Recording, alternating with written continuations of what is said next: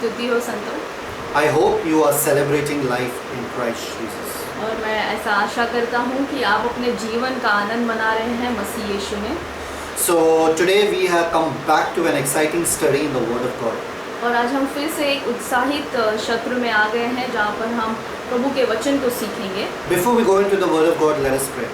और वचन में जाने से पहले आइए हम प्रार्थना करें। Heavenly Father, स्वर्गीय पिता, I thank you for this privilege मैं धन्यवाद करता हूँ इस सौभाग्य के लिए to talk about your Word, कि हम आपके वचन के बारे में बात कर पाएँ, to be your mouthpiece.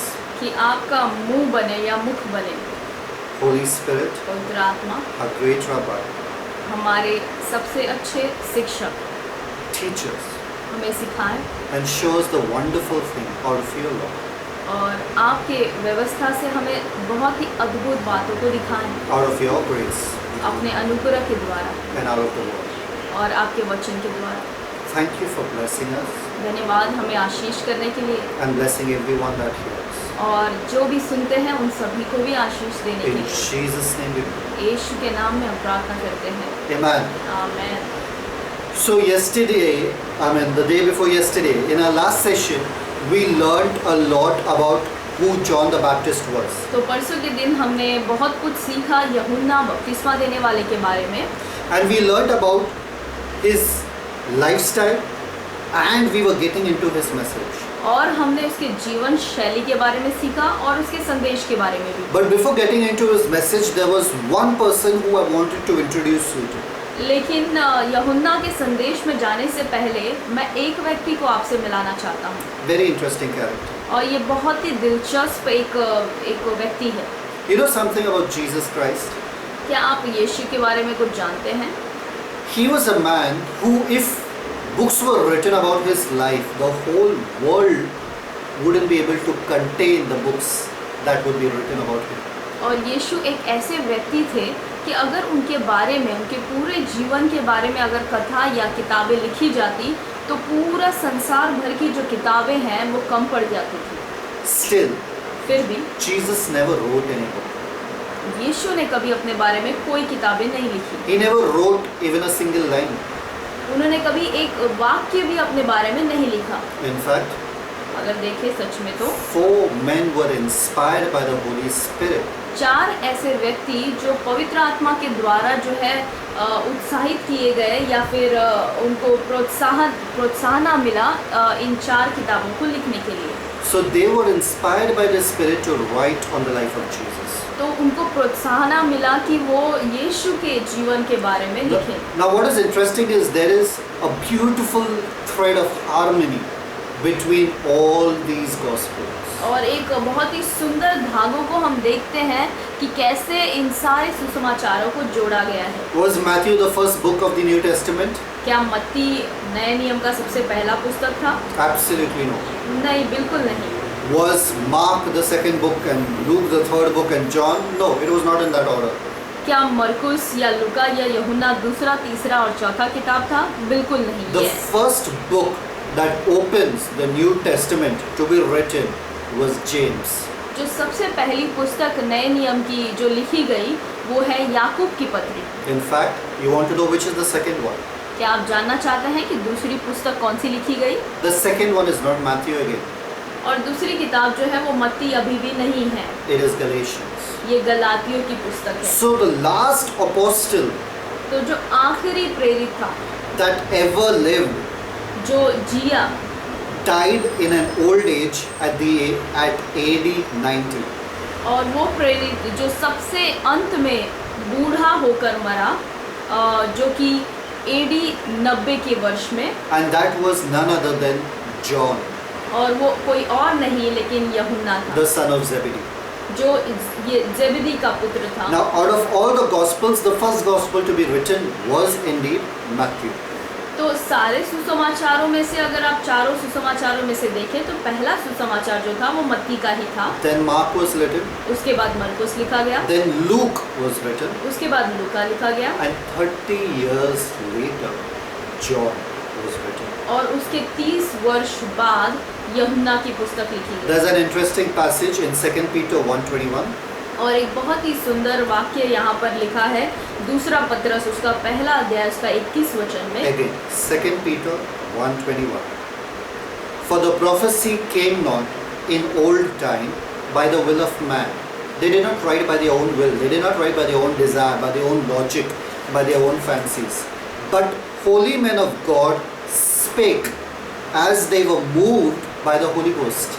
दूसरा पत्रस उसका पहला अध्याय उसका 21 वचन, क्योंकि कोई भी भविष्यवाणी मनुष्य की इच्छा से कभी नहीं हुई, पर भक्त जन पवित्र आत्मा के द्वारा उभारे जाकर परमेश्वर की ओर से बोलते थे। Excellent. They all didn't write because they wanted to write. They wrote because they were moved and inspired by the Holy Spirit. और इन सब ने ये सारी भविष्यवाणी को इसलिए नहीं लिखा क्योंकि उनको लिखना था, लेकिन वो पवित्र आत्मा के द्वारा प्रोत्साहित किए गए इन भविष्यवाणियों को लिखने के लिए। What was happening is that the eyewitnesses to the life of Jesus were dying by the end of the first century.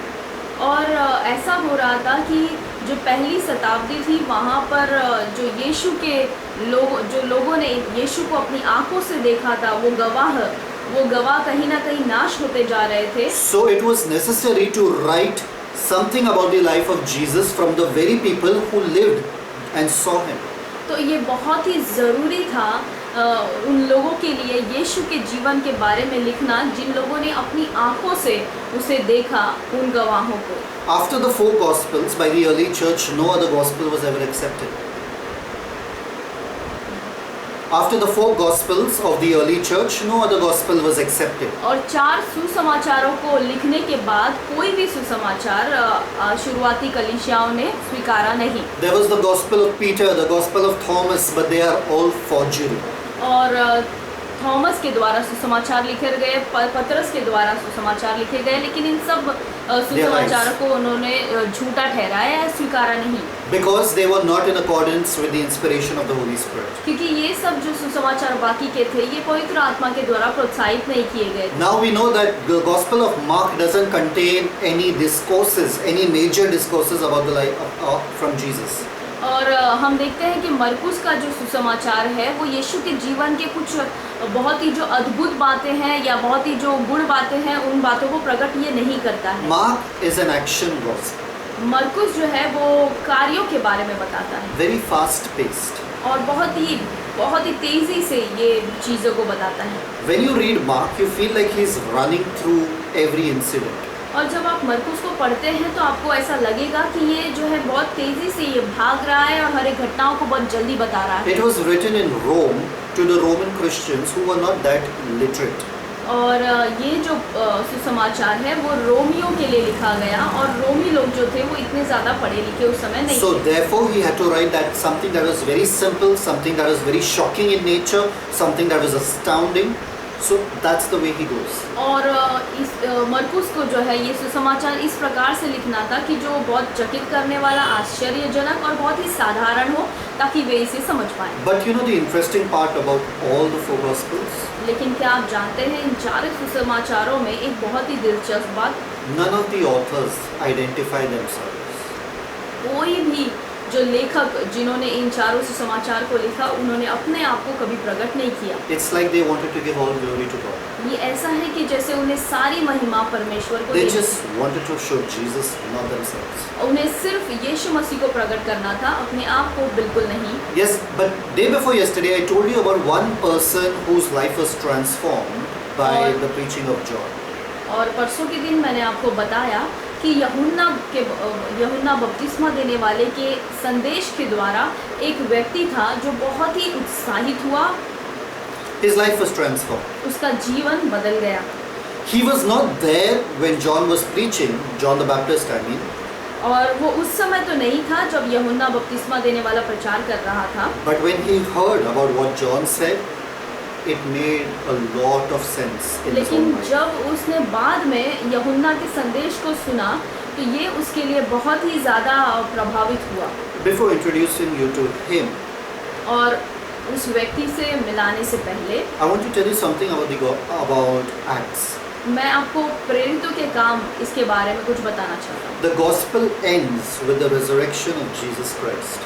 सुसमाचार जो है वो यीशु के पुनरुत्थान के बाद इस बात को बताने से अंत होता है। And as you begin Acts, he is spending 40 days with his disciples. और जैसे आप जो है प्रेरितों के काम इस पुस्तक को पढ़ना शुरू करते हैं, तो ये शुरुआत होता है कि यीशु 40 दिन अपने शिष्यों के साथ बिताते हैं He is about to leave them. और अब वो उनको छोड़कर जाने वाले हैं। And after teaching them for 40 days about the kingdom, और 40 दिन जो है उनको राज्य के बारे में सिखाने के बाद he is about to give them the final commission. वो उनको एक आखिरी जो है एक कार्य उनको देने वाले हैं। It's recorded for us in Acts chapter 1 verse 8. ये हमारे लिए प्रेरितों के काम उसके पहले अध्याय उसके 8वें वचन में लिखा है। But ye shall receive power after that the Holy Ghost is come upon you, and ye shall be witnesses unto me both in Jerusalem and in all Judea and in Samaria and unto the uttermost parts of the earth. प्रेरितों के काम उसका पहला अध्याय उसका 8 वचन, परंतु जब पवित्र आत्मा तुम पर आएगा तब तुम सामर्थ पाओगे और यरूशलेम और सारे यहूदिया और समारिया में और पृथ्वी की छोर तक मेरे गवाह होगे। So when you see the book of Acts, it's divided into two parts. और जब आप प्रेरितों के काम इस किताब को देखते हैं तो ये 2 भागों में बांटा गया है। The first 12 chapters शुरुआत के जो 12 अध्याय हैं talk a lot about Jerusalem, Judea and Samaria.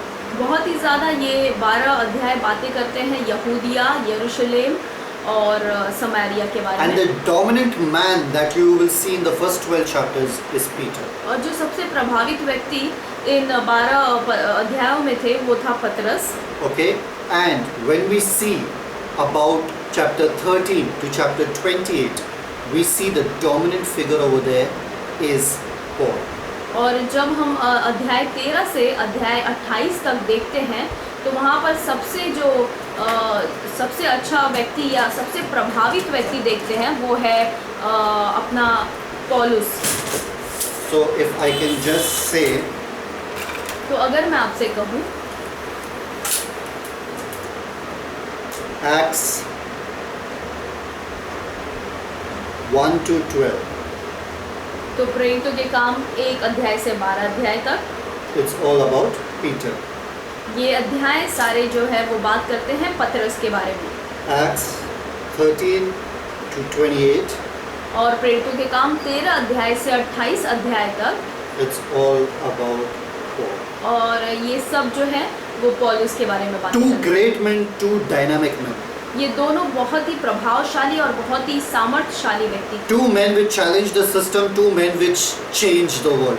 ये 2 व्यक्ति थे जिन्होंने सारे सिस्टम को जो है चुनौती दी और सब कुछ उन्होंने बदल दिया।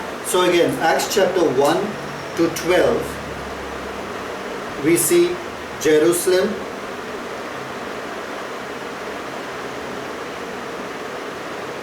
then we see Judea, and we see Samaria. तो प्रेरितों के काम हम 1 अध्याय से 12 अध्याय तक देखते हैं यरूशलेम, यहूदिया और समारिया के बारे में। Acts 13 to 28, और प्रेरितों के काम 13 से 28 अध्याय we तक see uttermost parts of the earth. हम देखते हैं पूरे संसार भर के बारे में।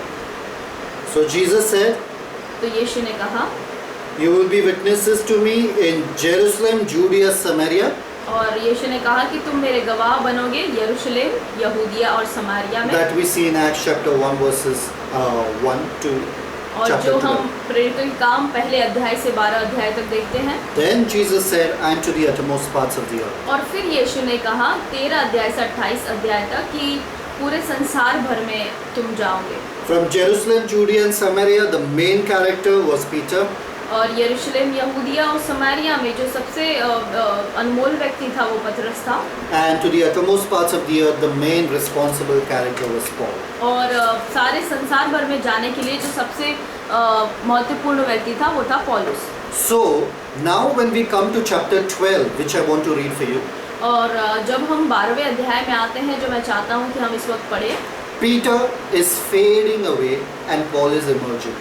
और कहीं ना कहीं पतरस जो है वो अब निकलता जा रहा है, हटता जा रहा है और पौलुस अब आगे आ रहा है। So let's read Acts chapter 12, verse 1. आइए हम पढ़े प्रेरितों के काम उसका 12 अध्याय पहला वचन। It begins, now about that time. और ये शुरू होता है उस समय। So you want to know what time is he talking about? तो आपको जानना है कि उस समय ये कौन से समय की बात कर रहा है। So you go to Acts chapter 11, verse 27. तो आप जाते हैं प्रेरितों के काम उसका 11 अध्याय उसका 27 वचन। Acts chapter 11, verse 27. It says, and in these days came prophets from Jerusalem to Antioch. और ये कहता है प्रेरितों के काम 11:27 में उन्हीं दिनों में कई भविष्यद्वक्ता यरूशलेम से अंताकिया में आए। Verse 28. And there stood up one of them named Agabus, and signified by the Spirit that there should be great dearth or famine throughout all the world, which came to pass in the days of Claudius Caesar. उनमें से अगबुस नाम एक ने खड़े होकर आत्मा की प्रेरणा से यह बताया कि सारे जगत में बड़ा अकाल पड़ेगा, और वह अकाल क्लौदियस के समय में पड़ा। 29. Then the disciples, every man according to his ability, determined to send relief unto the brethren which dwelt in Judea. तब चेलों ने ठहराया कि हर एक अपनी अपनी पूंजी के अनुसार यहूदिया में रहने वाले भाइयों की सेवा के लिए कुछ भेजे। Verse 30. Which also they did, and sent it to the elders by the hand of Barnabas and Saul. और उन्होंने ऐसा ही किया और बरनबास और साउल के हाथ प्राचीनों के पास कुछ भेज दिया। So we see that there was a famine majorly in the land of Judea. तो हम यहाँ पर देखते हैं कि एक अकाल पड़ता है जो ज़्यादातर यहूदिया के क्षेत्र में है। The church in Antioch, that's on the top, wants to send relief of food to the church in Jerusalem. तो अंताकिया की जो कलीसिया है वो जो ऊपरी भाग में है, वो नीचे के भाग जहाँ पर यहूदिया में अकाल पड़ा है वहाँ पर भोजन वस्तु और बहुत कुछ चीज़ें भेज रहे हैं। And they sent it by the hands of two known men at that time called as Barnabas and Saul. और उस समय के ये दो बड़े प्रचिन्ह या नाम चिन्ह व्यक्तियों के द्वारा वो ये सारे चीज़ों को भेज रहे हैं। So they are जिनका taking नाम है बरनबास और Saul. So they are taking food and coming to the church of Jerusalem. और वो जो है भोजन को लेकर अंताकिया की कलीसिया से नीचे लेकर आ रहे हैं यहूदिया में। Now, let's read verse 12, chapter 12, verse 1.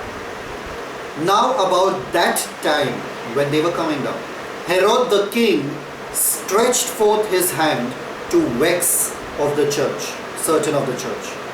प्रेरितों के काम उसका 12वां अध्याय पहला वचन अब हम देखेंगे। उस समय हेरोदस राजा ने कलीसिया के कई एक व्यक्तियों को दुख देने के लिए उन पर हाथ डाले। Verse 2. And he killed James the brother of John with the sword. दूसरा वचन, उसने यूहन्ना के भाई याकूब को तलवार से मरवा डाला। Saints, I would be glad if you read this in your own Bibles so you know that I am talking the word of God. और संतों, मैं चाहता हूँ कि जो भी वचन हम यहाँ पर पढ़ रहे हैं आप अपने अपने बाइबल में इसे पढ़ें और देखें ताकि आपको ये मालूम हो जाए कि हम प्रभु के वचन से ही प्रचार कर रहे हैं। Two things are important when you hear this series. दो चीज़ें महत्वपूर्ण हैं जब आप इन चीज़ों को देखते हैं। Number one, सबसे पहला, you sit hearing this series with an open mind. आप जो है अपने मन को अपने हृदय को खोलकर इन बातों को सुनते हैं। And number two, और दूसरी बात, an open Bible. अपने बाइबल को खोलकर। Yes, you do have a notebook that you have to write into as well.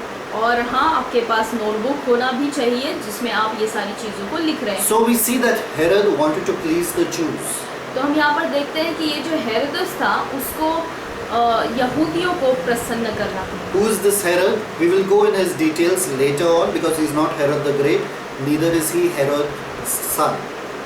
और ये हेरोदस कौन है ये हम बाद में देखेंगे। ये ना ही हेरोदस राजा है और ना ही ये हेरोदस का बेटा है। Okay, so we'll go in great detail into that once we read the book of Acts. और हम इस हेरोदस के बारे में ज़्यादातर सीखेंगे जब हम प्रेरितों के काम इस पुस्तक में आएंगे। Now he killed James, the brother of John, with the sword. और अब इसने जो है यूहन्ना के भाई याकूब को तलवार से मरवा डाला। Jews always believed those that were killed by the sword were the worst of criminals. और यहूदी जो है वो ऐसा विश्वास करते थे कि जिन लोगों की भी हत्या तलवार से की जाएगी वो सबसे बड़े गुनहगार वहाँ पर होते थे। So they were very happy. तो वो बहुत खुश हुए। Then we see verse 3.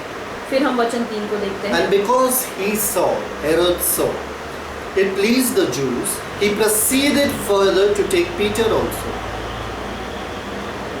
और तीसरे वचन में हम देखते हैं, और जब उसने देखा यानी हेरोदस ने देखा कि यहूदी लोग इससे आनंदित होते हैं तो उसने पतरस को भी पकड़ लिया। So he catches Peter and he puts him in prison.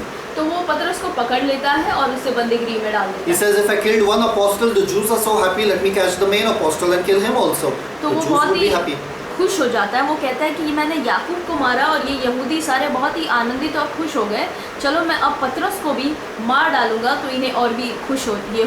So verse 4 we see, and when he had apprehended him or caught him, he put him in prison and delivered him to 4 quaternions of soldiers to keep him, intending after Easter, that is Passover, not Easter but Passover, to bring him forth to the people.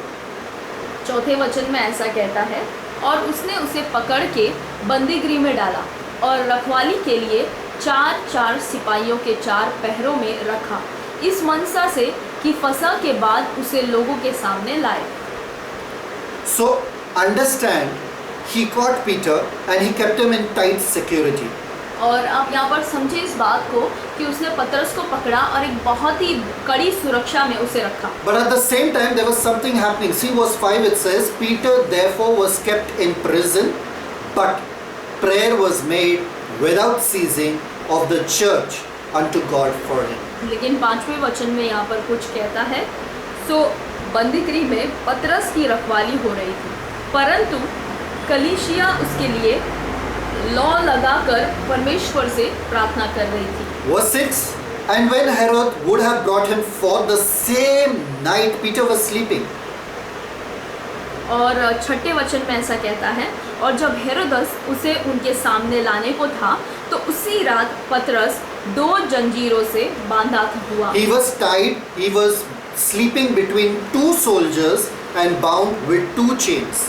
और वो 2 जंजीरों से बांधा हुआ था और 2 सिपाहियों के बीच में सो रहा था। And the keepers before the door kept the prison. और पहरुए द्वार पर बंदीगृह की रखवाली कर रहे थे। Number 1, he is tied with 2 chains. सबसे पहली बात कि पतरस को दो जंजीरों से बांधा गया था। He is kept, the prison door is guarded with 2 soldiers. और जो बंदीगृह का द्वार है वहाँ पर 2 पहरुए हैं जो उसकी रखवाली कर रहे And हैं। there are 2 soldiers even sleeping besides Peter. How much more security can you get? और 2 सिपाही जो है वो पतरस के आजू बाजू में सोए हुए हैं। Something astounding happens. और यहाँ पर कुछ बहुत ही अद्भुत आश्चर्यजनक होता Verse है। 7. वचन 7, And behold, the angel of the Lord came upon him, a light shined in the prison and smote Peter on the side. और तो देखो प्रभु का एक स्वर्गदूत आ खड़ा हुआ और उस कोठरी में ज्योति चमकी और उसने पतरस की पसली पर हाथ मार के उसे जगाया और कहा, Arise up quickly, and his chains fell off from his hands. उठ फुर्ती कर, और उसके हाथ से जंजीरें खुलकर गिर पड़ी। Peter was in deep sleep. He had to really give him a big slap to wake him up. और पतरस जो है उस वक्त बहुत ही गहरी नींद में था और उसे जो है उसे एक मार खाने की ज़रूरत थी उस समय। Peter didn't expect to be freed. और पतरस को बिल्कुल अपेक्षा नहीं थी कि वो इस बंदीगृह से आज़ाद हो Peter पाए। thought his life was over here. और पतरस ने सोचा कि बस अब मेरा जीवन यहीं पे खत्म होगा। 8, verse 8 says, वचन 8 कहता है, And the angel said unto him, Gird thyself and bind on thy sandals. And so he did. And he saith unto him, Cast thy garment about thee and follow me. तब स्वर्गदूत ने उससे कहा, कमर बांध और अपने जूते पहन ले। उसने वैसा ही किया। फिर उसने उससे कहा, अपना वस्त्र पहनकर मेरे पीछे हो ले। And this guy, he puts on his clothes, he ties his shoes and all that, and he's ready to walk out, and he's walking behind the angel nicely. और अब ये पतरस जो है वो अपने कपड़ों को पहनकर, अपने जूतों को पहनकर अब तैयार है स्वर्गदूत के पीछे आराम से चलने Verse के लिए। 9 says, And he went out and followed him, and wist not that it was true which was done by the angel. He thought he saw a vision. और 9वें वचन में ऐसा कहता है, वह निकल कर उसके पीछे हो लिया, परंतु यह न जानता था कि जो कुछ स्वर्गदूत कर रहा है वह सचमुच है। वरन यह समझा कि मैं दर्शन देख रहा हूँ। So Peter was not expecting anything. He was thinking he's seeing a vision, so आराम से he's going behind the angel. तो पतरस को बिल्कुल भी अपेक्षा नहीं थी कि ये सचमुच हो रहा है। उसे लग रहा था कि वो कोई दर्शन देख रहा है। Verse 10.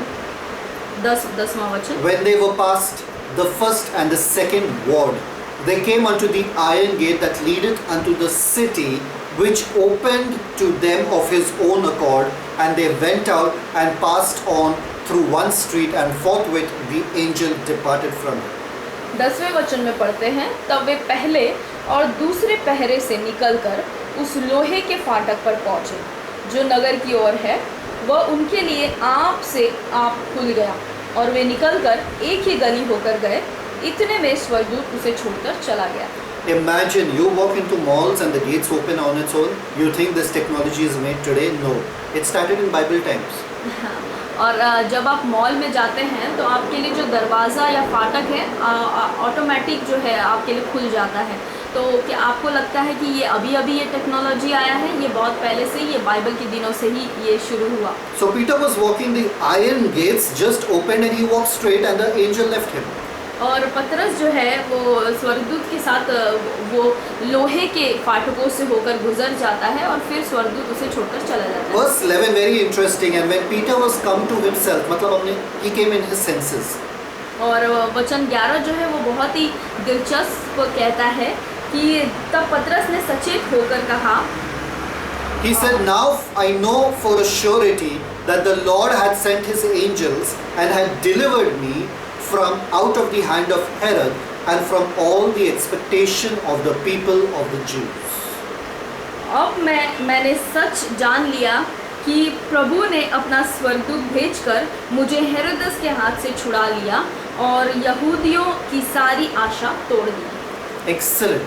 और Now बहुत ही Peter is अद्भुत। out of the prison. और अब पतरस जो है वो बंदीगृह से बाहर Where है। should Peter go the moment he comes out of prison?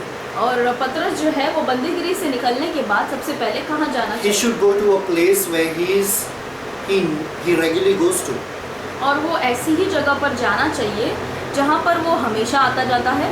He should go to a place where the church meets at. और वो ऐसी जगह पर जाता है जहाँ पर कलीसिया रोज मिलती है। Let's see where he goes. आइए देखते हैं कि वो कहाँ पर जाता है। This is where I wanted to come to. और यहीं पे मैं चाहता था कि आप अभी आ जाएं और सुने। Verse 12. 12 वचन। And when he had considered the thing, he came to the house of Mary, the mother of John, whose surname was Mark, where many were gathered together praying. और 12वें वचन में ऐसा कहता है, और यह सोचकर वह उस यूहन्ना की माता मरियम के घर आया जो मरकुस कहलाता है। वहाँ बहुत लोग इकट्ठा होकर प्रार्थना कर रहे थे। So this was the place where Peter regularly met the believers and taught them the word of God. तो ये वो जगह थी जहाँ पर पतरस रोज इन विश्वासी भाई बहनों से मिला करता था और उन्हें वचन के बारे में सिखाता था। Whose house was this? और ये किसका घर था? Mary. मरियम। Which Mary? कौन सी Maryam? The mother of John the Mark. और ये उस यूहन्ना मरकुस, जिसका नाम यूहन्ना मरकुस है, उसकी माता का घर था। Why Mary is said and why not John Mark? और यहाँ पर मरियम का घर क्यों लिखा गया है, यूहन्ना मरकुस का घर क्यों नहीं? Because John Mark was a little boy at that time. क्योंकि उस समय यूहन्ना मरकुस जो है बहुत ही छोटा बच्चा था। The father was not alive. That means Mark's mother, John Mark's mother, was a widow. जो यूहन्ना का पिता है वो उस वक्त जिंदा नहीं थे। इसका मतलब कि यूहन्ना की जो माँ है वो विधवा थी। Why? Because John Mark's father's name would be written if he was alive. क्यों ऐसा? क्योंकि यूहन्ना मरकुस के पिता का नाम वहाँ पर ज़रूर लिखा होता कि वो उसका घर है, लेकिन उसका नाम नहीं लिखा था। इसका मतलब उसका पिता नहीं था। So the church is praying in the house of Mary, the mother of John Mark. तो जो पूरी कलीसिया जो है वो मरियम के घर यानी यूहन्ना मरकुस के घर सब मिलकर प्रार्थना कर रहे हैं। Peter regularly visited here, and this little boy was highly influenced by Peter. और जो लोग हैं कलीसिया के वो रोज़ यहाँ पर मिला करते थे और पतरस भी यहाँ आया करता था। और ये जो छोटा बच्चा जो था यानी यूहन्ना मरकुस, ये पतरस के जीवन से बहुत ही ज़्यादा प्रभावित था। Now when these guys are praying, Lord, I pray, release Peter, I pray, release Peter, we pray in one accord, release Peter, release Peter. और जब ये सारे विश्वासी भाई बहन रोज़ मिलकर प्रार्थना कर रहे थे कि पिता हम प्रार्थना करते हैं प्रभु पतरस को वहाँ से बंदीगृह से छुड़ा ले, उसे बंदीगृह से छुड़ा ले, उसे आज़ाद कर। Verse 13 says, and Peter knocked on the door of the gate, and a damsel named Rhoda came to the gate. और 13वां वचन ऐसा कहता है, जब उसने फाटक की खिड़की खटखटाई तो रूदे नाम एक दासी सुनने को आई। And when, verse 14, when she knew Peter's voice, she opened not the gate for gladness. Hello, Peter came, opened the gate at least. She was so overjoyed that she did open the gate, but what she did, she ran in and told how Peter stood before the gate. और 14 वचन में ऐसा कहता है, और पतरस का सब शब्द पहचान कर उसने आनंद के मारे फाटक न खोला, Verse 15. परंतु दौड़कर भीतर गई और बताया कि पतरस द्वार पर खड़ा है। Verse 15 says, and they said unto her, thou art mad. But she constantly affirmed that it was even so. Then they said, maybe it's his angel. और 15 वचन में ऐसा कहता है, उन्होंने उससे कहा तू पागल है, परंतु वह दृढ़ता से बोली कि ऐसा ही है। तब उन्होंने कहा उसका स्वर्गदूत होगा। So she didn't open the door. They are praying that let Peter be released, let Peter be released. She came and said Peter was standing at the door. They didn't have faith enough that Peter would be released. यहाँ पर सारी कलीसिया मिलकर रोज प्रार्थना कर रही है कि परमेश्वर पतरस को आज़ाद करो, आज़ाद करो। और अब पतरस आकर द्वार पर खड़ा होकर खटखटा रहा है और ये बच्ची आकर उन्हें कह भी रही है, लेकिन ये लोग अब विश्वास नहीं कर रहे। So they didn't open the door. तो उन्होंने दरवाजे को नहीं खोला। Verse 16. But Peter continued knocking, and when they had opened the door, they saw him and they were astonished. और 16 वचन ऐसा कहता है, परंतु पतरस खटखटाता ही रहा। सो उन्होंने खिड़की खोली और उसे देखकर चकित हो गए। Imagine you're praying for something, Lord, do it, Lord, do it. When it finally arrives, you're so shocked that you can't even receive it. और आप रोज प्रार्थना कर रहे हैं कि परमेश्वर मुझे ये दे दे, और जब वो चीज़ आपको मिल जाती है तो आपको विश्वास भी नहीं होता कि आपके जीवन में हो गया। Verse 17. और 17 वचन, But he, beckoning unto them with the hand to hold their peace, तब उसने उन्हें हाथ से सहन किया कि चुप रहे, declared unto them how the Lord had brought him out of the prison. और उनको बताया कि प्रभु किस रीति से मुझे बंदीगृह से निकाल लाया And है। he said, go show these things unto James and to the brethren. और उसने कहा कि याकूब और भाइयों को यह बात कह देना। And he departed and went to another place. तब निकलकर दूसरी जगह चला Now गया। one question for you. अब एक सवाल आपके लिए, Who is this James? ये याकूब कौन है? Because in verse 2, क्योंकि दूसरे वचन में हमने we देखा learn that Herod killed James. कि हेरोदस ने इस याकूब को मार डाला। So who is this other James that he's talking about? तो अब ये दूसरा याकूब कौन है? This James is the half brother of Jesus who wrote the epistle of James. ये याकूब वही याकूब है जो यीशु का चचेरा भाई था, जिसने याकूब के इस पत्री को लिखा था। Imagine that. The first book ever written in the New Testament was written by this James. और जो सबसे पहला पुस्तक नए नियम का लिखा गया वो यीशु के भाई याकूब ने ही लिखा। There were three pillars of the Church of God which even Paul declared about. Galatians 2:9. और 3 खंभों के बारे में पौलुस ने हमें बताया, जो कि गलातियों, Who were the three pillars of the church? और 3 जो सबसे ज़रूरी खंभे थे कलीसिया की, ये लोग कौन थे? Galatians 2:9.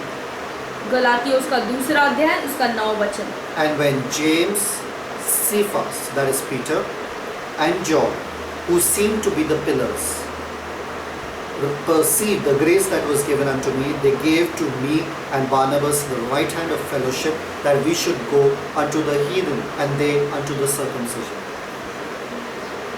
और जब उन्होंने उस अनुग्रह को जो मुझे मिला था जान लिया, तो याकूब और कैफा और यूहन्ना ने, जो कलीसिया के खंभे समझे जाते थे, मुझको और बरनबास को दाहिने हाथ देकर संग कर दिया कि हम अन्य जातियों के पास जाएं और वे खतने किए हुए को के पास। So understand this James, तो आप समझें कि ये याकूब, he was also martyred later on.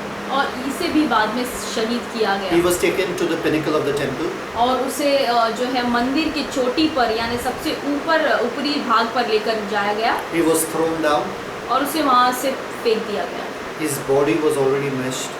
और उनका शरीर जो है वो पूरी तरीके से टूट फट गया। They came down, took rods और वो नीचे आए और उन्होंने जो है रॉड लिया and they beat the body, making sure there was no more life left in him.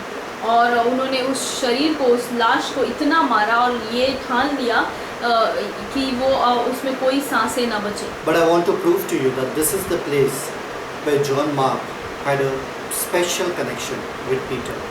और मैं आपको ये बात साबित करूँगा कि पतरस और ये जो यूहन्ना मरकुस था, इन दोनों के बीच में बहुत ही सुंदर जो है कनेक्शन था। Because Peter used to come regularly and preach, and John Mark, like a young lad, young boy, was very influenced by the preaching of Peter. और यहाँ पर पतरस जो है वो हर दिन उसके घर पर आकर प्रचार करता, और यूहन्ना मरकुस जो है वो बहुत ही गंभीरता से उसके वचनों को सुनता और बहुत ही प्रभावित होता। Let's go ahead in the story. और आगे हम जाएं इस कहानी में। Now, let's see. Remember I told you about Barnabas and Saul, that they were coming. और मैंने आपको कहा था शुरुआत में कि बारनबास और शाऊल ये दोनों आ रहे हैं। They came to Jerusalem, gave the supplies. वो यरूशलेम में आए और उन्होंने सारी चीज़ों को कलीसिया को दे दिया। Now these two guys are running back up or going back to the church in Antioch. और अब ये दोनों व्यक्ति जो है ये सामान को देने के बाद अब वो अंताकिया की कलीसिया में फिर से जा रहे हैं। But see Acts chapter 12 verse 25.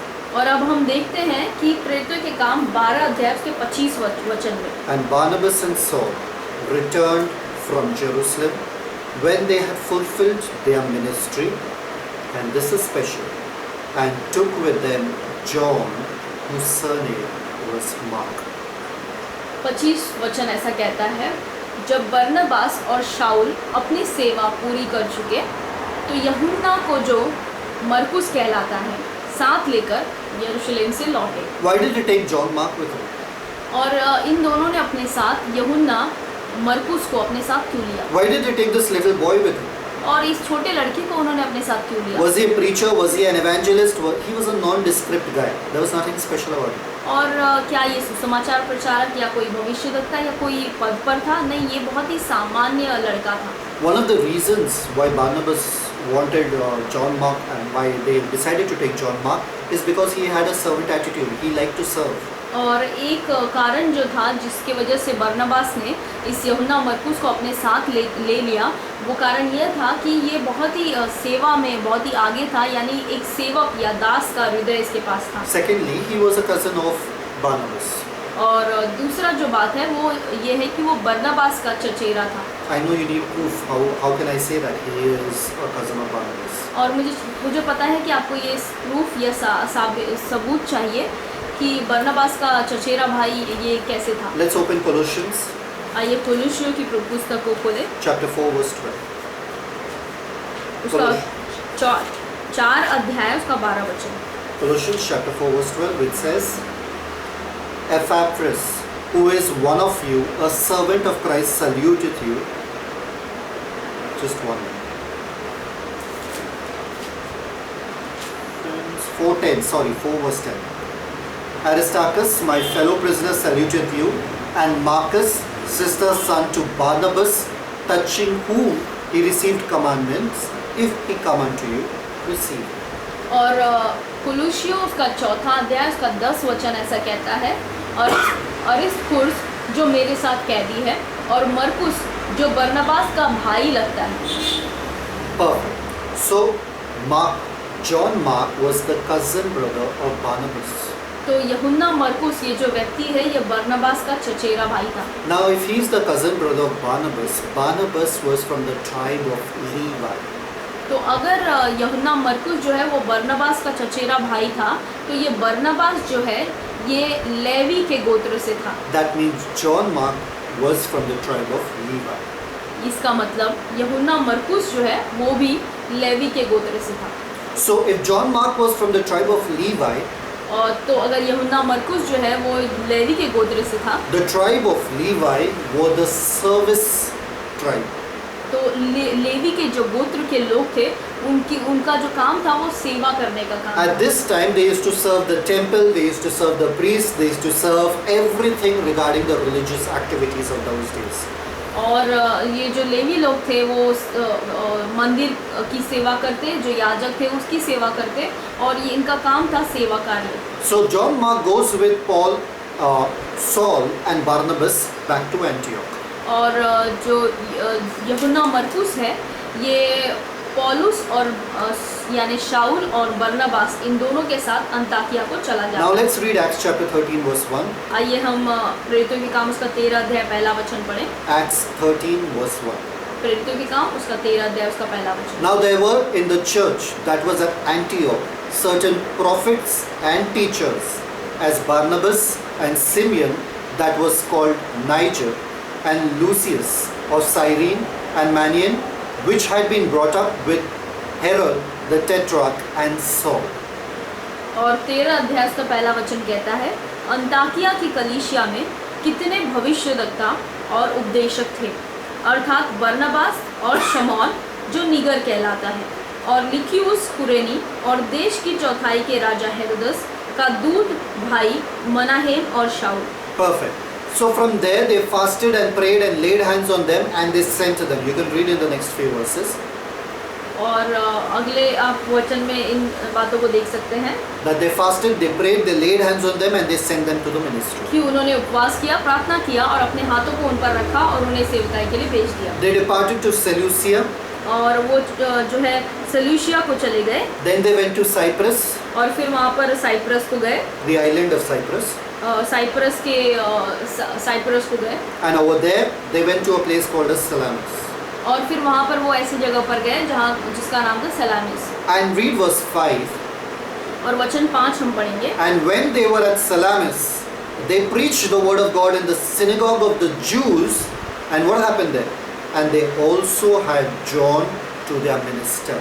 और 13 अध्याय के 5वें वचन में कहता है, और सलमीश में पहुंचकर परमेश्वर का वचन यहूदियों की आराधनालयों में सुनाया और यूहन्ना उनका सेवक था।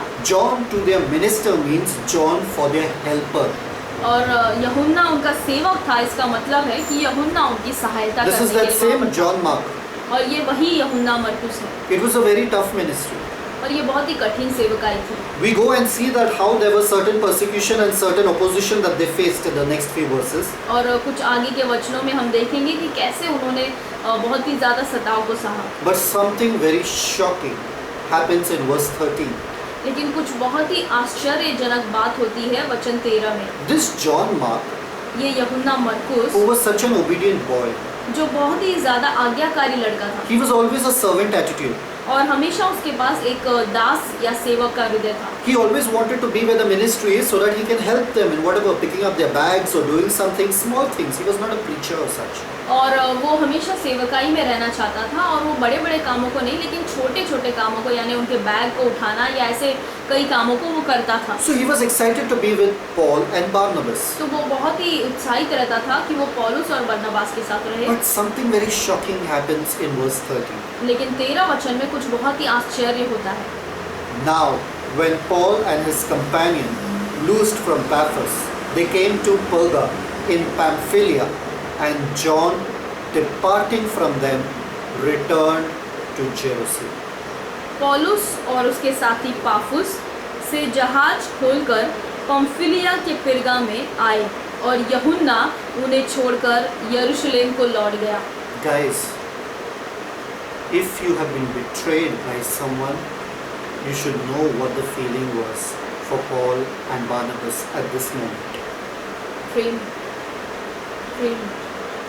Friends, if you have been betrayed by someone, तो अगर दोस्तों आप अगर किसी से आपने धोखा खाया है तो आपको पता होगा कि उस समय उसका जो फीलिंग है या वो कैसी चोट आपको लगती है, जैसे पौलुस और बरनबास ने यहाँ पर सहा। John Mark left them in the middle of ministry. यूहन्ना मरकुस जो है उन्हें सेवकाई के बीच में छोड़कर चला गया। This small little boy or young lad, ये जो जवान एक लड़का था, he didn't go to Antioch. ये अंताकिया में नहीं गया। He didn't go to the church in Antioch, otherwise they'll tell him, why you came back? We told you to go with them. Why you came back? वो वापस अंताकिया की कलीसिया में नहीं गया क्योंकि वो जाकर वो उनसे पूछेंगे कि तुम यहाँ पर क्यों आए, हमने तो तुमको पौलुस और बरनबास के साथ भेजा था। He deserted them and went to Jerusalem, back to his hometown. वो उन्हें त्याग कर छोड़कर अपने नगर में यरूशलेम को चला गया। This guy disappears for a few years. और कुछ सालों के लिए ये व्यक्ति जो है वो गायब हो जाता है। John Mark, you do not find him anymore. और यूहन्ना मरकुस आप इसे वापस कभी नहीं पाते, कभी Till नहीं। a few years later. और कुछ सालों बाद Let's read what happens in chapter 15 of Acts, verse 36. और आइए हम पढ़ते हैं कि प्रेरितों के काम उसके 15 अध्याय उसके 36 वचन में क्या Now होता what है। has happened is Paul and Barnabas have finished their first missionary journey. और यहाँ पर ऐसा होता है कि पौलुस और बरनबास जो है वो उनकी पहली सेवकाई की जो मिशनरी सेवकाई थी उसे उन्हें उस यात्रा को पूरा कर लिया। So Paul tells Barnabas that let's go for a second missionary journey. तो पौलुस जो है बरनबास से कहता है कि चलो हम दूसरी यात्रा में चले सेवकाई की। Wherever we have established churches all around the area, जहाँ भी हमने जिस क्षेत्र में सारी कलीसियाओं का स्थापना किया है, let's go and check on them whether everything is fine or not. चलो हम जाकर उन कलीसियाओं में देखें कि क्या सब कुछ सही चल रहा है। So verse 36 says, तो वचन 36 कहता है, and some days after Paul said to Barnabas, let's go again and visit our brethren in every city where we have preached the word of the Lord and see how they do. तो वचन प्रेरितों के काम 15:36 में कहता है, कुछ दिन बाद पौलुस ने बरनबास से कहा कि जिन जिन नगरों में हमने प्रभु का वचन सुनाया था, आओ फिर उनमें चलकर अपने भाइयों को देखें कि कैसे हैं। But there was a problem. लेकिन एक समस्या थी। Verse 37. वचन 37। And Barnabas determined to take with them John, whose surname was Mark. और यहाँ पर वचन कहता है, तब बरनबास ने यूहन्ना को जो मरकुस कहलाता है साथ लेने का विचार किया। Barnabas was very soft towards John Mark. He didn't have any problem with him. He wanted to take him. Maybe John Mark was coaxing him, saying, please take me again. This time I'll be faithful. I promise I won't leave you all in the middle of ministry. I'll be faithful. और बरनबास जो था वो बहुत ही नम्र दिल का था, तो हो सकता है कि उसने सोचा कि मैं यूहन्ना को अपने साथ ले लूँगा। और हो सकता है कि इस बार यूहन्ना मरकुस ने जो है वो बहुत ही विनती की होगी इनसे कि मैं इस बार आप लोगों को धोखा नहीं दूंगा, मैं विश्वास योग्य रहूँगा, कृपया करके मुझे अपने साथ लेकर चलें। So Barnabas might have said, okay, I'll take my cousin brother, but I'll have to convince Paul. Paul, I think it's great if we take Barnabas, if we take John Mark with us. I know last time he left us, but this time he won't leave us. Let's take him. तो हो सकता है कि बरनबास ने पौलुस को जो है पौलुस को मनाने की कोशिश की होगी कि चलो हम साथ में अपने यूहन्ना मरकुस को भी अपने साथ लेकर चलें। इसने पिछली बार तो हमें धोखा दिया, लेकिन इस बार ये नहीं देगा, चलो इस बार हम इसे अपने साथ ले चलते हैं। So, see what happens. What is Paul's reaction to this? तो आइए हम देखें कि इससे पौलुस का जो प्रतिक्रिया थी वो क्या थी। Verse 38. 38 वचन। But Paul thought not good to take him with them, who departed from them from Pamphylia and went not with them to the work. परंतु पौलुस ने उसे जो पंफूलिया में उनसे अलग हो गया था और काम पर उनके साथ न गया, साथ ले जाना अच्छा न समझा। Guys, be with me on this. और आप मेरे साथ इस वक्त बने रहें। I am talking to you about the life of John Mark. और मैं आपसे इस व्यक्ति के बारे में बात कर रहा हूँ जिसका नाम है यूहन्ना मरकुस। John was his Hebrew name, Mark was his Gentile name.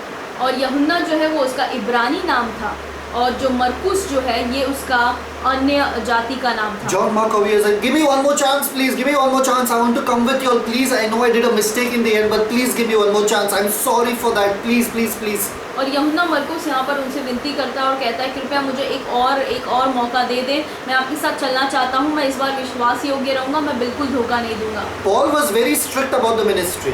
पौलुस जो है वो बहुत ही गंभीर था अपनी सेवकाई को लेकर। You either come in, you're 100%, or if you have 50-50, don't come in at all.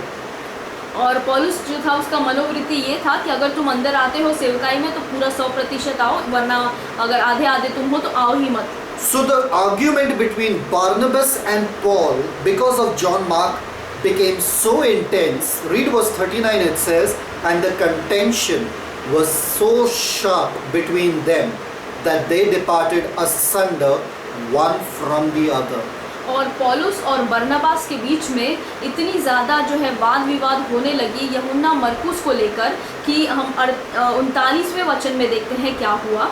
सो ऐसा टंटा हुआ कि वे एक दूसरे से अलग हो गए और बरनबास मरकुस को लेकर जहाज पर कुप्रुस को चला गया। So Paul and Barnabas, who were so close friends in the ministry, because of this one guy, departed from each other and fought with each other.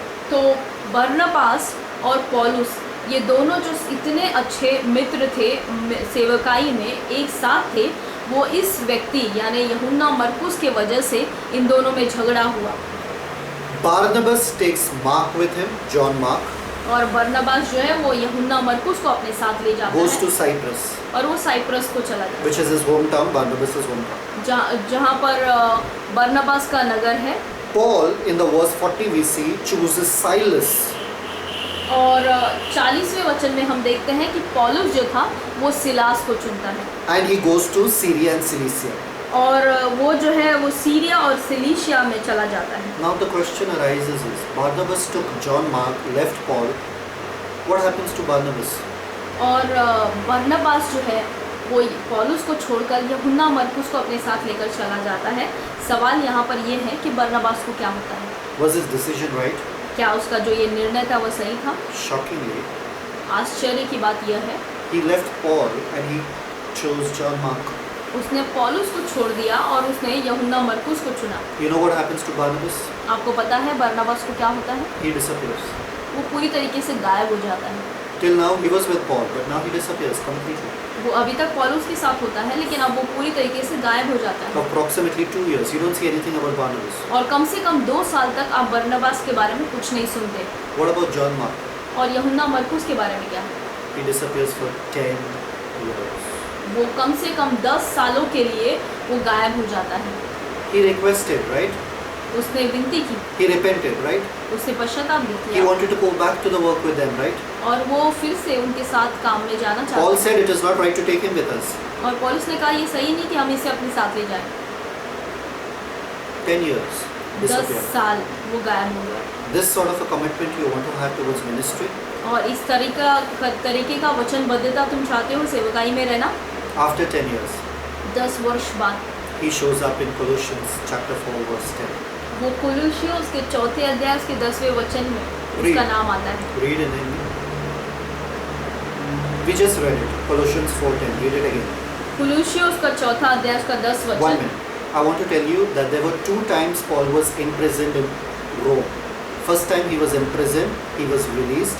Second time he was imprisoned, he was martyred.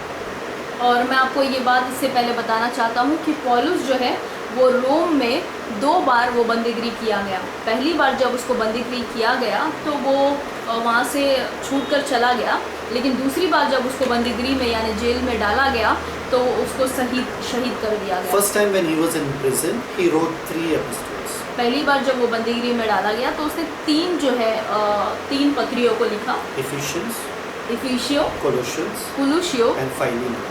और Philemon की पुस्तक। Okay, so this is about his first imprisonment.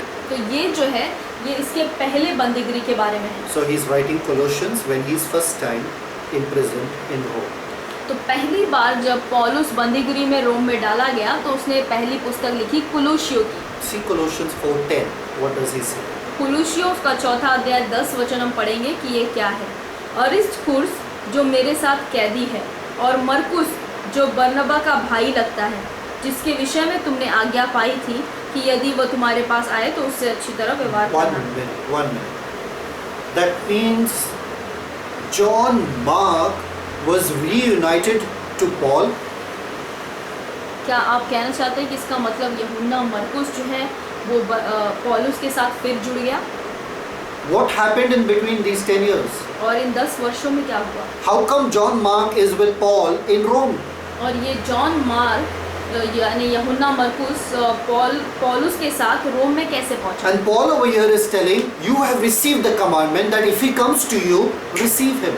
और ये कहता भी है कि जिसके विषय में तुम्हें आज्ञा पाई थी कि यदि वह तुम्हारे पास आए तो उससे अच्छी तरह व्यवहार करना। What happened? क्या हुआ? Did he come again and ask for a chance from Paul? क्या वो फिर से आकर एक और मौके को उसने पौलुस से मांगा? Read Philemon 24. आइए हम फिलेमोन और उसका पहला अध्याय 24 वचन पढ़ें। और मरकुस और अरिस्तर्खुस और देमास और लूका जो मेरे सहकर्मी हैं इन इनका तुम्हें नमस्कार। They are my fellow laborers. और ये मेरे सहकर्मी हैं They salute you. और ये सब जो है तुम्हें नमस्कार करते हैं। Mark, मरकुस, John Mark, who, because of whom Paul and Barnabas fought with each other, this same John Mark has now become Paul's fellow laborer. और ये यूहन्ना मरकुस जिसके वजह से पौलुस और बरनबास के बीच लड़ाई और झगड़े हुए, आज उन्हीं को, उसी यूहन्ना को ये पौलुस साथ में लिए हुए हैं। Surprising. बहुत ही आश्चर्य की बात। He is fellow laborer. ये उसका सहकर्मी है। How long did this last? और ये कितने वर्षों तक चला? Did John Mark leave Paul again? क्या यूहन्ना मरकुस जो है उसने पौलुस को फिर से छोड़ा? I want to show you something very beautiful. मैं आपको एक बहुत ही सुंदर बात यहाँ पर दिखाना चाहता The हूँ। second time, दूसरी बात, when Paul was imprisoned in Rome, जब पौलुस को रोम में बंदीगृह में डाला गया he was near his death. और पौलुस जो है वो अपने मौत के बहुत ही करीब था He was writing his last letter, और वो अपने आखिरी पत्र को लिख रहा था, 2 Timothy. दूसरा Timothy. You know what he says? क्या आपको पता है कि इसमें क्या कहता है? Let's see. 2 Timothy 4:9. आइए हम देखें उसमें। I'll read it for you. 2 Timothy 4:9 says, "Do thy diligence to come shortly unto me," Paul is saying to Timothy. और दूसरा तिमुथियुस उसका चौथा अध्याय उसका 9 वचन ऐसा कहता है, मेरे पास शीघ्र आने का प्रयत्न कर। He is heartbroken because some people have left him. और यहाँ पर ये पौलुस जो है तिमुथियुस से विनती कर रहा है और पौलुस जो है यहाँ पर बहुत ही टूटा हृदय लेकर है क्योंकि उसे कुछ लोगों ने छोड़ दिया है। Who are the people who left him? और कौन से लोग हैं जिन्होंने उसे छोड़ दिया? 10. Verse 10 says, वचन 10 कहता है, "For Demas had forsaken me, having loved this present world, and is departed unto Thessalonica, Crescens to Galatia, and Titus unto Dalmatia."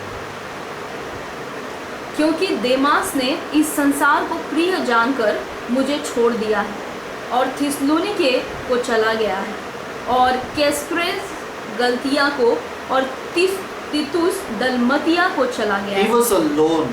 वहाँ पर पौलुस अकेला हो गया He was dying. He was going to die, in fact, be martyred, in fact. और कुछ ही समय के बाद जो है पौलुस को शहीद करने वाले थे This was his last letter that he was writing. और ये उसका आखिरी पत्री था जो वो लिख रहा था। Only one person was with him. केवल एक व्यक्ति था जो उस वक्त पौलुस के साथ था। Verse 11. 11 वचन, Only Luke is with me. केवल लूका मेरे साथ है। Luke is the same guy or the same person who wrote the Acts of the Apostle. और लूका ये वही व्यक्ति है जिसने प्रेरितों के काम इस पुस्तक को लिखा है। He got major of his information from Paul. और लूका को ज़्यादा से ज़्यादा जो सारे खबरें या इन्फॉर्मेशन मिली वो पौलुस से ही मिली। But do you have any request, Paul? लेकिन पौलुस क्या तुम्हें कोई भी विनती करना है? Is there someone you want to meet at this last hours of yours? क्या ऐसा कोई भी व्यक्ति है जिससे तुम मिलना चाहते हो इस आखिरी घड़ी में? See the person who he asks to meet. और आप देखें कि वो किस व्यक्ति से इस आखिरी घड़ी में मिलना चाहता है। Take Mark and bring him with thee, मरकुस को लेकर चला जा for he is profitable to me for ministry. क्योंकि सेवा के लिए वो मेरे बहुत काम का है। Paul at his last ending life पौलुस जो है अपने जीवन के आखिरी समय में is asking for Mark. वो मरकुस को मिलना चाहता है। That same Mark that left him before. वही वो मरकुस जिसने उसे पहले छोड़ दिया। That same Mark that caused so much strife between Barnabas and Paul. और यही मरकुस जिसने बरनबास और शाऊल के बीच में झगड़ा लगाया। Imagine, Paul not only sent him to the Colossian church, but at death he wanted Mark to come to him. पौलुस ने केवल मरकुस को कुलुस्सियों की कलीसिया में ही नहीं भेजा, लेकिन मरकुस को वो आखिरी समय में मिलना चाहता था। Wow, awesome. बहुत ही अद्भुत बात। A simple helper, companion, एक बहुत ही सामान्य एक सहकर्मी who was so shaky and couldn't set his focus right. जो बिल्कुल भी जो है स्थिर नहीं था और कभी वो स्थिरता से नहीं चला, Now becomes very dear. और अब ये बहुत ही प्रिय हो जाता है to the great apostle. ये सबसे महान प्रेरित को। But you know something about John Mark? क्या आप एक बहुत ही अद्भुत बात जानते हैं यूहन्ना मरकुस के बारे में? That was not the best part about his life. और ये जो है उसके जीवन के बारे में अद्भुत बात नहीं थी। The best part is his relationship with the other apostle. जो सबसे उत्तम बात तो ये है कि जो यूहन्ना मरकुस का जो रिश्ता बाकी के प्रेरितों के साथ था, With the other apostle. जो बाकी के प्रेरित थे उनके साथ जो उसका रिश्ता था। The other apostle. और One apostle. ओके, यूहन्ना मरकुस का जो रिश्ता एक दूसरे एक प्रेरित के साथ था, And that was Peter. और ये जो था वो पतरस था। Exciting. ये बहुत ही उत्साहित करने वाली बात है। So he was with the mega apostle Paul during his last days. और मरकुस जो है वो इस महान प्रेरित के साथ था, पौलुस। And now you are telling me in 10 years what radical happened in his life, what changed his life because of which he became so dear to Paul. और आप सोच रहे होंगे कि इन 10 सालों में ऐसा क्या हुआ इस यूहन्ना मरकुस के साथ कि ये बहुत ही ज़्यादा पौलुस के प्रिय हो गया। He was spending time with Peter. ये जो यूहन्ना मरकुस है ये पतरस के साथ समय बिता रहा था। He was spending time with Peter. यूहन्ना मरकुस पतरस के साथ समय बिता रहा था। You know, he was so dear to Peter during those 10 years. क्या आपको पता है कि इन 10 वर्षों में यूहन्ना मरकुस पतरस को बहुत प्रिय था, Peter took him from Jerusalem to go with him somewhere. और पतरस ने यूहन्ना मरकुस को यरूशलेम में अपने साथ लिया कहीं जाने के लिए। 1 Peter पहला पतरस 5:13. 5वां अध्याय उसका 13 वचन।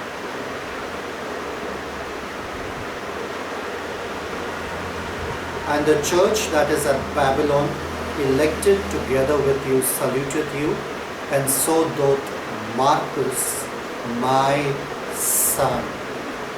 जो बाबुल में तुम्हारी नाई चुने हुए लोग हैं, वह और मेरा पुत्र मरकुस तुम्हें नमस्कार करते हैं। My son. मेरा पुत्र। For Peter to call only one person in his life, my son, John Mark, Peter invested a lot of himself into John Mark. और पतरस जो है वो केवल इसी व्यक्ति को मेरा पुत्र कहकर कहता है क्योंकि पतरस ने अपना पूरा जीवन का जो भी उसके अंदर था वो सब कुछ उसने डाल दिया इस मरकुस यूहन्ना के अंदर। Sometimes people don't need judgment or condemnation. Sometimes they need people who will believe in them. कई बार लोगों को न्याय और दोष इन चीज़ों की ज़रूरत नहीं होती, कई बार उन्हें ऐसे लोगों की ज़रूरत होती है जो उन पर भरोसा कर सके। Paul could all say, Marcus, you have never come with us to the journey. John, you have not come with us to the journey. John Mark, we are not taking you anymore with us. हो सकता है कि पौलुस जो है वो बरनबास को ऐसा कहता कि बरनबास तुम विश्वास योग्य नहीं, तुम हमारे साथ यात्रा में बिल्कुल नहीं आ सकते। यूहन्ना मरकुस, तुम जो है बिल्कुल विश्वास योग्य नहीं हो, तुम हमारे साथ बिल्कुल नहीं आ सकते सेवकाई के लिए। But Peter, लेकिन पतरस, he poured out his spirit into Mark, उसने अपनी पूरी आत्मा को उंडेल दिया into this John Mark, यूहन्ना मरकुस के अंदर, and he called him my son. और पतरस ने यूहन्ना मरकुस को अपना पुत्र कहा। Peter never said that about anyone else. पतरस ने ये पुत्र का शब्द किसी और के लिए प्रयोग कभी नहीं किया। By believing in John Mark, he transformed John Mark's life. और पतरस ने यूहन्ना मरकुस के अंदर विश्वास, उसके ऊपर विश्वास करके उसके पूरे जीवन को बदल डाला। Sometimes you need someone to believe in you. और कई बार आपको ऐसे व्यक्ति की ज़रूरत होती है जो आप पर भरोसा करे, Someone to tell you, my son. और कोई ऐसा व्यक्ति जो आपसे कहे मेरे पुत्र। Peter was writing from Rome.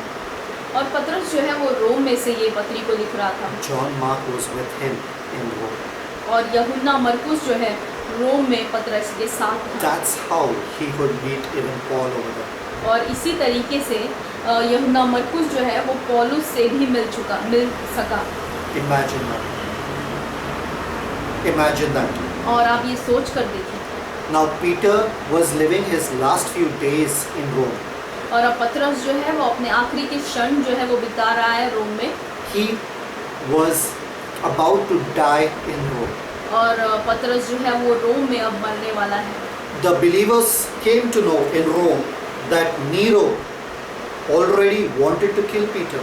और सारे जो विश्वासी लोग थे उनको ये बात पता थी कि पतरस जो है उनको अब जो नीरो ये राजा है ये पतरस को मारने वाला है। In the middle of the night, they tell Peter, "Run, leave Rome."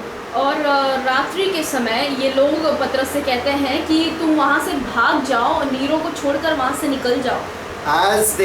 As Peter came to the gate of Rome, और जैसे ही पतरस रोम के इस फाटक के पास पहुँचता है, Jesus meets him there और यीशु जो है वहाँ पर उनसे मिलते हैं in a vision, एक दर्शन के द्वारा। and Jesus tells him, और यीशु "Peter, उनसे कहते हैं, पतरस will you deny me again?" कि क्या तुम मेरा इनकार फिर से करोगे? Peter says, पतरस कहते हैं, बिल्कुल नहीं।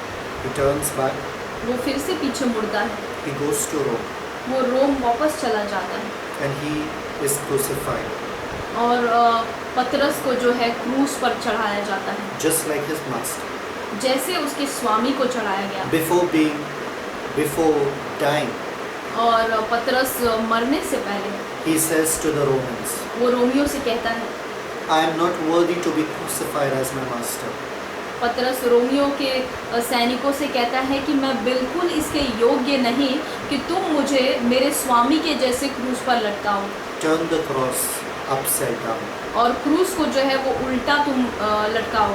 They turned the cross upside down, और क्रूस को उन्होंने उल्टा रखा with his legs up and head down. और पतरस को उसका जो सर है वो नीचे की ओर और उसके पैर को ऊपर की ओर रखा। All the blood gushed forth to his brains. और सारा जो लहू या खून है वो पूरी तरीके से उसके दिमाग या उसके मस्तिष्क में जा गिरा And it exploded and he died. और वो पूरी तरीके से फट गया और उसी वक्त पतरस मर गया। Wow. अद्भुत।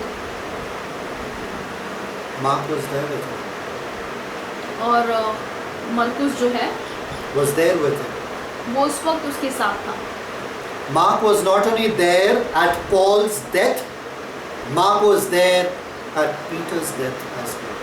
और ये जो यूहन्ना मरकुस है ये केवल पतरस के मृत्यु के समय ही उसके साथ नहीं था, लेकिन ये पौलुस के मृत्यु के समय भी उसके साथ था। The two legend apostles, और ये जो दो महान प्रेरित थे, one thing that is in common with them, जो एक ही सामान्य बात इन दोनों में है, they had one person besides them during their last days. और एक व्यक्ति जो उनके साथ था उनके आखिरी समयों में। What a privilege. क्या सौभाग्य की बात थी। Day in, day out, Peter rehearsed the entire life story front of Mark. और मरकुस के सामने पतरस ने दिन और रात हर दिन उसने यीशु के जीवन के बारे में बताते He गए। used to keep preaching about Jesus and the life that he lived and what he saw miracles, and John Mark used to be there hearing all these stories in and out. और पतरस जो है वो यीशु के जीवन के बारे में और यीशु ने क्या क्या चमत्कार किए दिन और रात पतरस ने यूहन्ना मरकुस को ये सारी बातें बताते गया। Understand one thing. आप एक बात को समझिए, Mark, this same John Mark, और मरकुस ये वही यूहन्ना मरकुस who listened to Peter every single day about Jesus, जिसने पतरस से हर दिन यीशु मसीह के बारे में सुना, is the same John Mark ये वही यूहन्ना मरकुस है who has written the second book of the New Testament. जिसने इस दूसरे पुस्तक को नए नियम के लिखा, The Gospel of Mark. मरकुस का सुसमाचार। The same John Mark who was a little boy who deserted Paul and Barnabas, who was at the end with Paul and who was at the end with Peter, the same John Mark wrote the Gospel of Mark.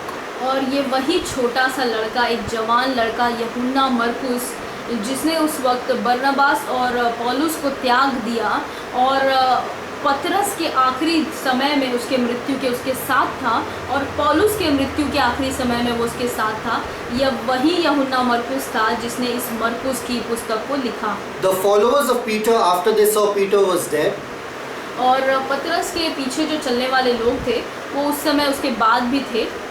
after they saw that Peter was dead, और पतरस के पीछे जो चलने वाले लोग थे, जब उन्होंने देखा कि पतरस की मृत्यु हो गई है, They coaxed Mark, they coaxed John Mark to write down everything that Peter taught him about Jesus' life. तो इन सारे जो उसके पीछे चलने वाले चेले थे पतरस के, उन सब ने यूहन्ना मरकुस को बहुत ही ज़्यादा फोर्स किया या दबाव डाला कि वो सारी चीज़ों को लिखे जो कुछ उसने पतरस के मुंह से सुना था।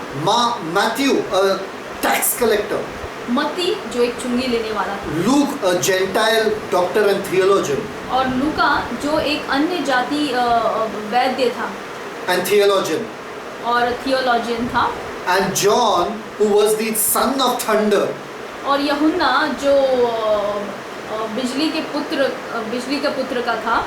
All these mega people, ये सारे जो बड़े बड़े लोग, in the middle of them और इनके बीच में comes this gospel by a nondescript guy named John Mark.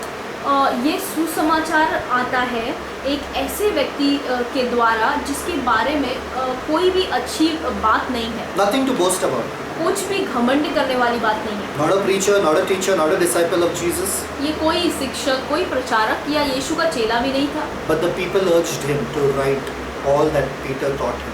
लेकिन लोगों ने उससे विनती की कि वो उन सारी बातों को लिखे जिसको पतरस ने उसे सिखाया, And they wanted it fast. और वो चाहते थे कि जल्दी से जल्दी ये लिखे और जल्द उन बातों को वो सीखे। That's why the Gospel of Mark is actually Peter's account of what happened in Jesus' life. इसीलिए यूहन्ना मरकुस जो मरकुस का सुसमाचार लिखता है, वो इतना तेज़ी से वो यीशु के जीवन के बारे में हमें बताता है। It is actually what Peter experienced in Jesus' life. ये असल में अगर ये देखें तो ये सारी बातें जो मरकुस ने लिखी, ये पतरस ने यीशु के जीवन में अनुभव किया। The first half of Mark is all about confusion. People are confused. What's happening? They are astonished. They're confused. और मरकुस के पहले कुछ अध्यायों में अगर आप देखें तो वहाँ पर लोग जो है, भीड़ जो है गड़बड़ी में है और वो सोच रहे हैं क्या चल रहा है। The second half is all about hostility, how people don't want to accept Jesus. और बाकी के अध्यायों में हम देखें तो उसमें बताता है कि कैसे लोग जो है यीशु को नकार रहे हैं और उसे अपनाना नहीं चाहते। So Mark, the first part is all about confusion, the second part about hostility or about refusal to accept Jesus. और पहला भाग अगर हम देखें मरकुस का तो उसमें वहाँ पर वो बताता है कि कैसे लोग बिल्कुल गड़बड़ी में हैं, उन्हें कुछ समझ में नहीं आ रहा है, और दूसरे भाग में हम देखते हैं कि कैसे वो मसीह को नकार रहे हैं। But in the center of Mark, लेकिन मरकुस के बीच में the epitome of confession, और सबसे The अद्भुत, height. सबसे महान जो है अंगीकार, is based on Peter's confession. जो कि पतरस का अंगीकार है, Right in the center of Mark, वो मरकुस के सबसे बीचों बीच में मरकुस बताता है। chapter 8, verse 29. और उसका मरकुस का 8वां अध्याय, Chapter 8, verse 29. मरकुस उसका 8वां अध्याय, उसका 29 वचन, Where it says, where Jesus is asking them, who do men say that I am? Who do you say that I am? Verse 29. And he said unto them, but who say ye that I am? And Peter answered and said unto him, thou art the Christ. और मरकुस उसके 8वें अध्याय उसके 29 वचन में उसने उससे पूछा, परंतु तुम मुझे क्या कहते हो? पतरस ने उसको उत्तर दिया, तू मसीह है। That was the epitome of Mark's gospel. और ये जो है सबसे अद्भुत अंगीकार था मरकुस के सुसमाचार का, Through the eyes of Peter. और ये पतरस की आंखों के द्वारा वो लिख रहा था। You know, but the same Mark, how does he start his gospel? क्या आपको पता है कि यही यूहन्ना मरकुस अपने सुसमाचार को कैसे शुरू करता है? He wants to write fast. वो बहुत ही जल्दी लिखना चाहता He है। doesn't spend time on anything. वो किसी भी बातों में अपने समय को बर्बाद नहीं He करना doesn't चाहता। give you genealogies, he doesn't give you long history, he doesn't give you Jesus' birth, nothing. He और starts directly. ये मरकुस जो है वो ज़्यादा आपको वंशावली या जो ऐतिहासिक बातों को, इन सारी चीज़ों में वो अपने समय को नहीं डालना चाहता, वो तुरंत जो है वो शुरू करता है। I want you to see how he starts. और मैं चाहता हूँ कि आप देखें कि वो शुरुआत कैसे Mark करता है। chapter 1 verse 1. मरकुस उसका पहला अध्याय, उसका पहला वचन। The beginning of the gospel of Jesus Christ, the Son of God. परमेश्वर के पुत्र यीशु मसीह का सुसमाचार का आरंभ, as it is written in the prophets. जैसा यशाया भविष्यद्वक्ता की पुस्तक में लिखा है Behold, I send my messenger कि देख मैं अपने दूत को तेरे आगे भेजता हूँ, before thy face, which shall prepare the way before thee. जो तेरे लिए मार्ग सुधारेगा। Verse 3. The voice of one crying in the wilderness, prepare ye the way of the Lord and make his path straight.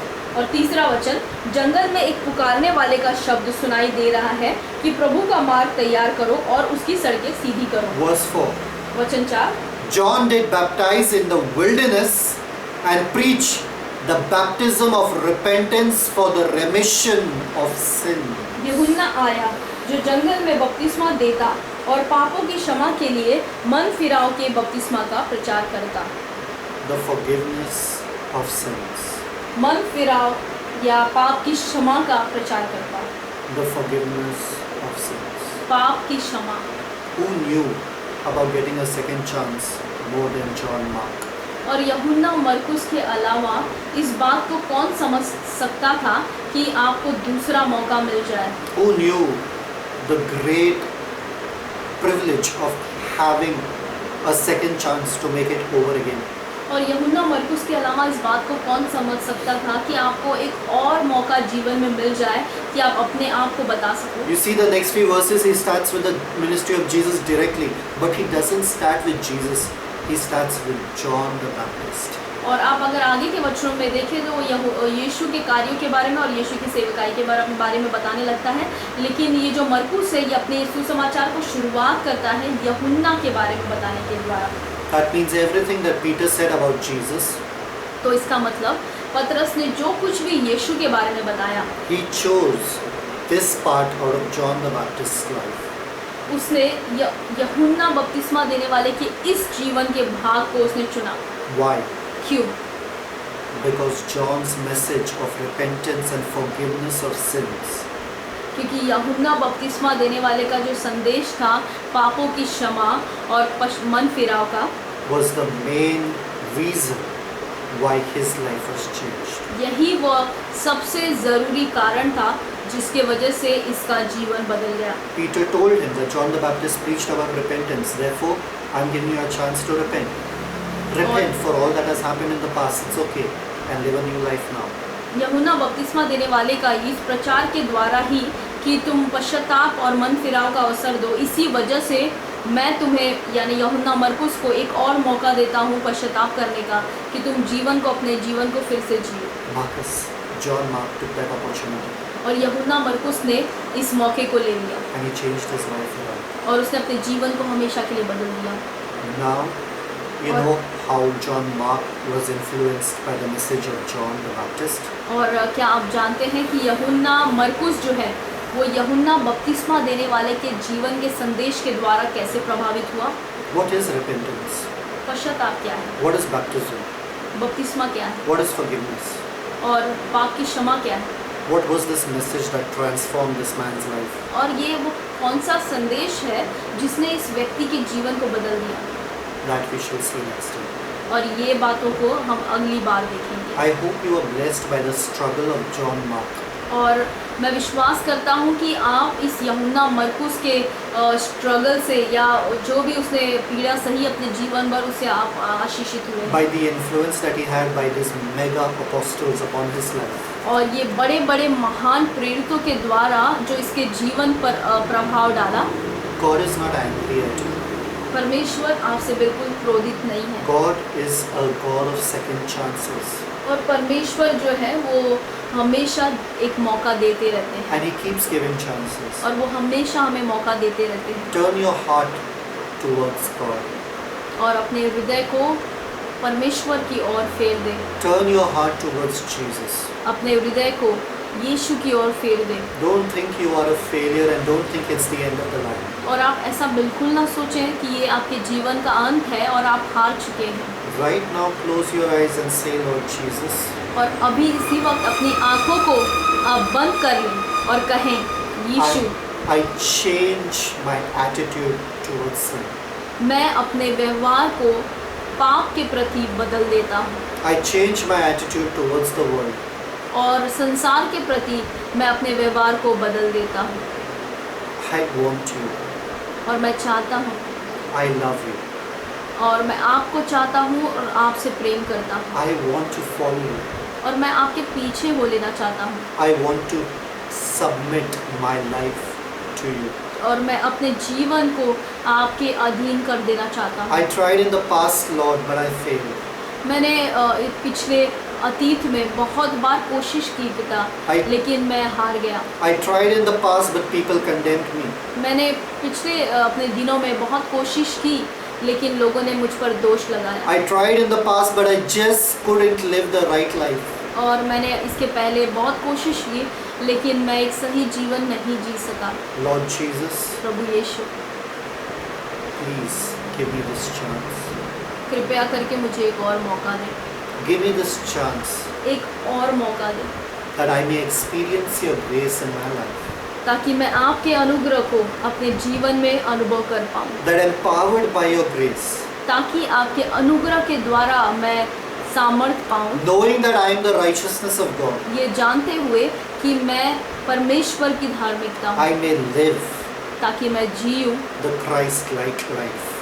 मसीह के जैसा जीवन। I may live the life with the fullness of the Spirit. मैं ऐसा जीवन जीऊँ जो आत्मा से भरपूर है, That my gospel ताकि मेरा सुसमाचार may touch lives.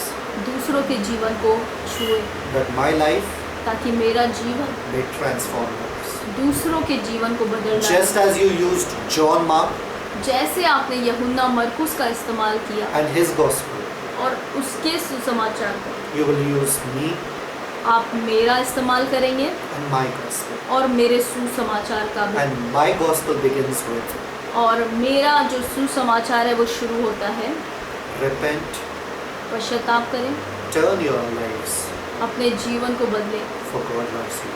क्योंकि परमेश्वर आपसे प्रेम करते हैं। And Jesus has risen from the dead. और यीशु जो है वो मुर्दों में से जी उठे। Thank you, Father. धन्यवाद पिता, In Jesus' name I pray.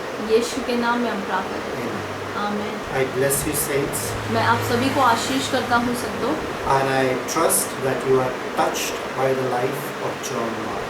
और मैं विश्वास करता हूँ कि आप यूहन्ना मरकुस के जीवन से आपको बहुत कुछ सीखने मिला। We see ourselves like John Mark, हम अपने आप को यूहन्ना मरकुस के समान देखते हैं, failed many times. बहुत बार हम हारे, Still our loving Father और फिर भी हमारा जो प्रेमी पिता है embraces us. हमें अपने गोद में लेता है। And like Peter told to Marcus, my son, और जैसे पतरस ने यूहन्ना मरकुस से कहा, मेरे बेटे, he's telling you today, my वो son. उसी तरीके से वो हमें कहते हैं, मेरे पुत्र, मेरे बेटे। Let's do it again. Let's do it again. और हम फिर से आइए, हम इसे शुरुआत करें। My son, get up, I am with you. मेरे पुत्र, खड़े हो जाओ, मैं तुम्हारे साथ हूँ To the end of the world. इस संसार के अंत तक। I bless you. I bless you, मैं आपको आशीष करता हूँ। Shalom. शालोम।